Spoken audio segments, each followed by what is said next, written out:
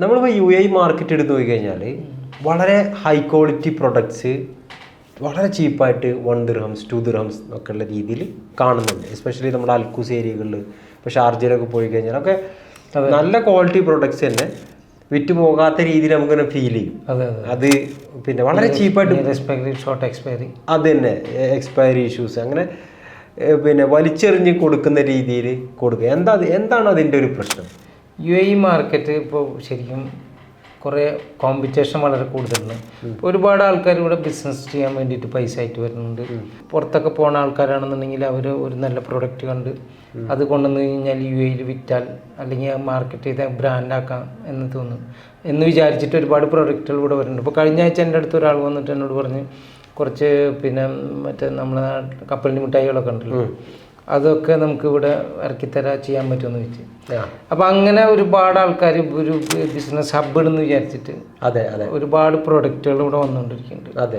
അപ്പം അതിലൊരു പ്രശ്നം വരുന്നത് എന്താണെന്ന് വെച്ച് കഴിഞ്ഞാൽ ആൾക്കാർ സ്റ്റഡി ചെയ്യാതെ മാർക്കറ്റ് റിസർച്ച് ചെയ്യാതെ കോമ്പറ്റീഷൻ ഉണ്ടോ ആ ഫീൽഡിൽ, മാർക്കറ്റ് ഗ്യാപ്പ് ഉണ്ടോ, ഇതൊന്നും ശ്രദ്ധിക്കാതെ കൊണ്ടുവന്ന് ലോഞ്ച് ചെയ്തതിന് ശേഷം അതിനെ സൂപ്പർ മാർക്കറ്റിൽ കൊണ്ടു ചെല്ലുന്നു. അപ്പോൾ ആരും മേടിക്കില്ല അത്. കാരണം ഒന്നത് തന്നെ എന്ന് പറഞ്ഞു കഴിഞ്ഞാൽ ഇവിടെ ഒന്നും സ്ഥലമില്ല.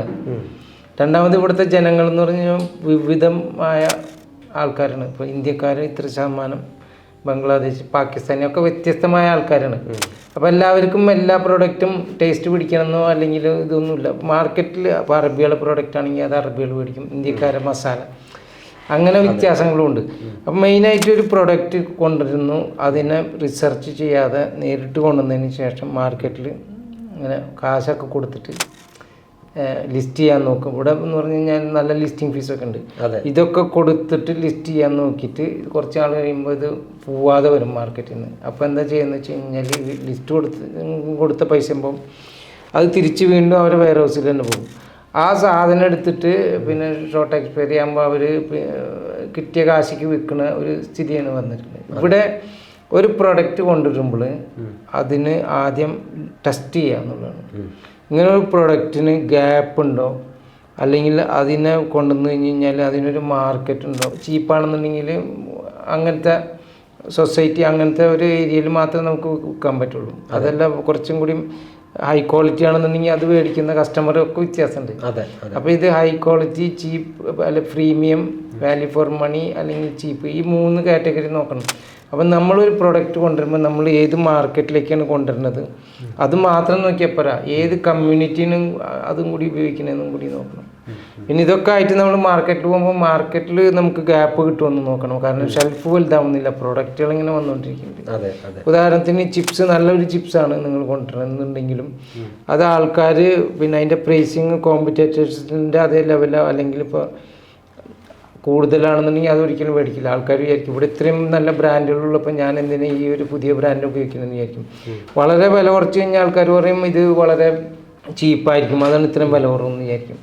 അപ്പോൾ സ്റ്റഡി ചെയ്യാത്തതിൻ്റെ മെയിൻ പ്രശ്നം കൊണ്ട് ആൾക്കാർ കുറേ സാധനങ്ങൾ കൊണ്ടുവരും, കുറച്ച് ആൾ കൊണ്ടു നടക്കും, ആരും മേടിക്കാനുണ്ടാവില്ല, ഡിസ്ട്രിബ്യൂഷൻ നഷ്ടപ്പെടും.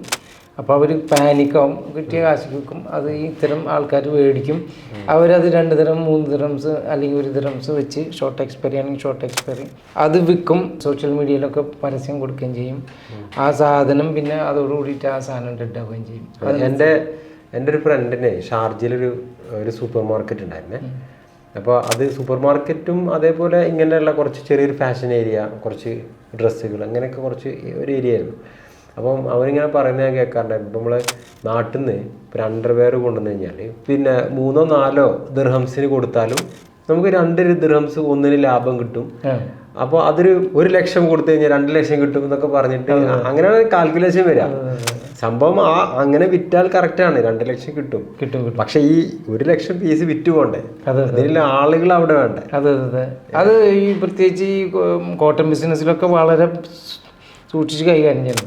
പ്രത്യേകിച്ച് തിരുപ്പൂരിൽ നിന്നൊക്കെ ഇവിടെ സാധനം വരും, കൈ കിട്ടിയ സാധനങ്ങളൊക്കെ ഇവിടെ എടുത്ത് കയറ്റി വിടും. ഇവിടെ വരുമ്പോൾ ആ സാധനത്ത് 1 രൂപ പോയിട്ട് 50 പൈസ പോലും ആരും മേടിക്കില്ല. മാർക്കറ്റ് സാച്ചുറേറ്റഡ് ആണ്. ഒന്നാമതന്നെ UAE മാർക്കറ്റ് സാച്ചുറേറ്റഡ് ആണ്, നിരവധി കോമ്പറ്റീഷൻ ഉണ്ട് ഇവിടെ. ഞാനൊരു സെയിൽസ്മാൻ ആണെന്നുണ്ടെങ്കിൽ എൻ്റെ ഒരു സുപ്രഭാതത്തിൽ എൻ്റെ ഒരു ഡ്രീമായിരിക്കും ഒരു ബിസിനസ് മാൻ ആവുക എന്നുള്ളത്. അപ്പം ഞാൻ എന്താണെന്ന് വെച്ച് കഴിഞ്ഞാൽ മാർക്കറ്റിലേക്ക് ആരെങ്കിലുമൊക്കെ ഒരു പാവപ്പെട്ട ഒരു ഇൻവെസ്റ്റർ അല്ലെങ്കിൽ ഒരു സ്വന്തക്കാരനെ ബന്ധുക്കളെ അല്ലെങ്കിൽ ഒരു ഫ്രണ്ടിനെ കൂട്ടുപിടിച്ചിട്ട് കുറച്ച് പ്രൊഡക്റ്റ് കൊണ്ടുവന്ന് ഇറക്കി മുന്നോട്ട് പോകാത്ത സ്ഥിതിയിലെത്തും. ഈ UAE മാർക്കറ്റിൻ്റെ സ്ഥിതി എന്ന് പറഞ്ഞു കഴിഞ്ഞാൽ ഞാൻ ഇപ്പോൾ പറഞ്ഞില്ല കോമ്പറ്റീഷൻ ഭയങ്കരമാണെന്ന്. ഏറ്റവും വലിയൊരു പ്രശ്നം എന്താണെന്ന് വെച്ച് കഴിഞ്ഞാൽ നിങ്ങൾക്ക് ഒരു പുതിയ പ്രോഡക്റ്റായിട്ട് മാർക്കറ്റിൽ ചെന്ന് കഴിഞ്ഞാലും ഈ പഴയ പ്രോഡക്റ്റായാലും അത് വിറ്റ് പോവാതെ നിങ്ങൾക്ക് പൈസ ആരും ഇന്നത്തെ കാലത്ത് തരില്ല.